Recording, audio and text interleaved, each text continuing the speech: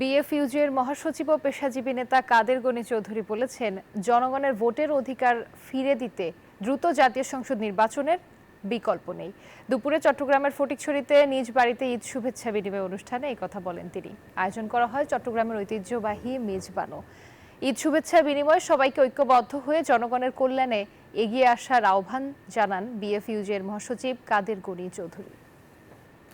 ছাত্র জনতার গণ অভ্যুত্থানের মধ্য দিয়ে বিএনপির নেতৃত্বে 17 বছর আন্দোলনের পরে আজকে যে ফ্যাসিস্ট সরকার পতন হয়েছে, পতন হওয়ার পরে আজকে আমাদের নেতা কর্মীরা মোটামুটি আপনি বুক ভরে শ্বাস নিতে পারছে।